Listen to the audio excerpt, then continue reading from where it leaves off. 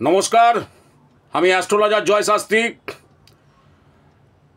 আপনাদের কাছে যে কথাটি বলবো সেটি হচ্ছে জন্মাষ্টমী।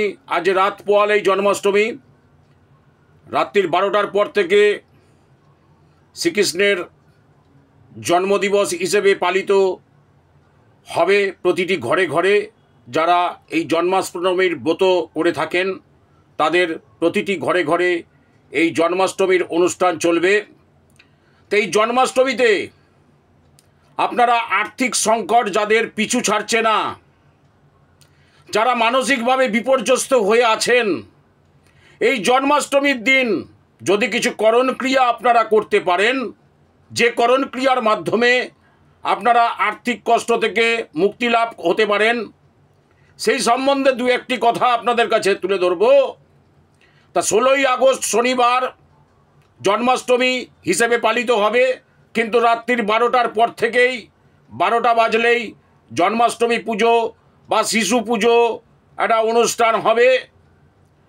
এবং এই জন্মাষ্টমীর সময় থেকে যদি আপনাদেরকে তার আগাম আমি হয়তো অনুষ্ঠান করতে আমার একটু দেরি হয়ে গেছে, তাই আপনাদের কাছে আমি দুঃখিত।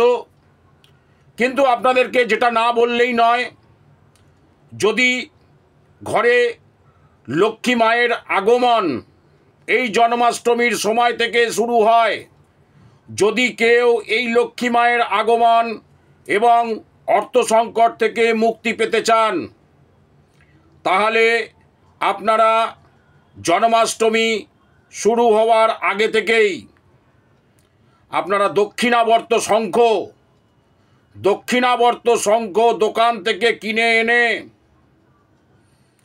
লাল সালুর ওপর বা কোনো তামার পাত্রের ওপর যদি বসান এবং তাতে হলুদ গাঁদা ফুল যদি দেন, এবং ভগবান শ্রীকৃষ্ণকে যদি লাড্ডু, বোঁদের তৈরি লাড্ডু ভগবান শ্রীকৃষ্ণকে যদি নিবেদন করতে পারেন, তাহলে আপনারা সুখ সমৃদ্ধি মঙ্গল সর্বদিক থেকে সম্পদে ভরে যাবে, এটা আমার বিশ্বাস। এবং আপনারা যদি এই হলুদ ফুলের মালা যদি তৈরি করে যদি ভগবান শ্রীকৃষ্ণের গলায় যদি অর্পণ করতে পারেন, তাহলে আপনাদের দারিদ্র্য দূর হবে এবং সম্পর্ক, মানে প্রত্যেকের সাথে প্রত্যেকের সম্পর্কের একটা মাধুর্যতা আসবে, এবং তার সাথে আপনাদের সমস্ত রকম বাধা বিপত্তি দূর হবে। এবং আরেকটি আপনাদের কথা বলবো, এই শ্রীকৃষ্ণের কাছে যদি তাম্বুল অর্থাৎ একটি পান যদি আপনারা নিবেদন করতে পারেন, তার মধ্যে কুমকুম দিয়ে যদি শ্রী লিখে দেন, শ্রী লিখে যদি অর্পণ করতে পারেন, এবং তার এই শ্রীকৃষ্ণের ভজন কীর্তন পূজা সমস্ত কিছু নিয়ম আচার উপাচার সব কিছু করার পর এই জন্মাষ্টমীর অনুষ্ঠান শেষ হওয়ার পর ওই পান পাতাটিকে আপনাদের যেখানে অর্থ রাখেন, বা যদি আপনাদের আলমারিতে যেখানে আপনারা অর্থ রাখেন সেখানে যদি রাখতে পারেন, তাহলে মা লক্ষ্মীর আগমনে আপনাদের অর্থের ভাণ্ডার প্রচুর পরিমাণে বৃদ্ধি পাবে। ভগবান শ্রীকৃষ্ণ যুগে যুগে বর্তমান এবং প্রতিটি মানুষের কাছে উনি পূজা আরাধনার মাধ্যমে যে যেরকমভাবে তাকে নিবেদন করতে পারবেন, তার মাধ্যমে উনি তার কাছে উপস্থিত হন। আরেকটি কথা আপনাদের কাছে বলবো, যদি কোনো রূপোর টুকরো যদি এই জন্মাষ্টমীর দিন বা রূপোর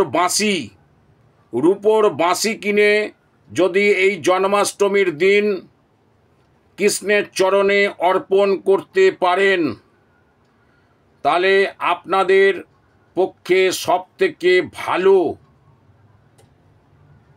অর্থ সংকট এবং সম্পদ প্রচুর পরিমাণে আপনাদের অর্থ সংকট থেকে আপনারা মুক্তি পাবেন এবং প্রচুর সম্পদের অধিকারী হতে পারেন যদি একটি রূপোর বাঁশি কিনে যদি কৃষ্ণের কাছে অর্পণ করতে পারেন।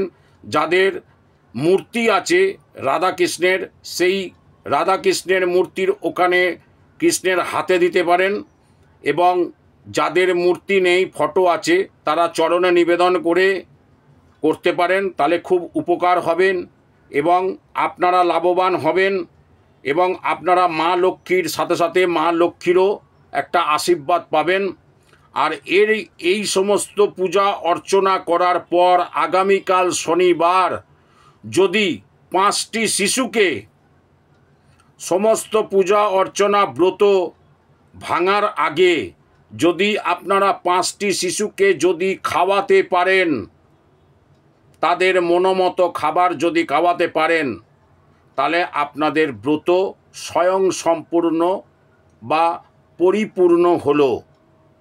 এইটি আপনারা মনে করে যদি করতে পারেন তাহলে আপনারা ধনসম্পদ অধিকারী হবেন এবং আপনারা চারিদিক থেকে আপনাদের যে একটা অর্থ সংকট ছিল সেই অর্থ সংকটের জায়গা থেকে আপনারা মুক্তি লাভ করবেন। এটা জয় শাস্ত্রীর বিশ্বাস, এটা আপনাদের কাছে তুলে ধরলাম। আপনারা এই মতো করুন, আপনারা অবশ্যই ভগবান কৃষ্ণের আশীর্বাদ পাবেন, তার সাথে আপনারা সর্বদিক থেকে উপকৃত হবেন।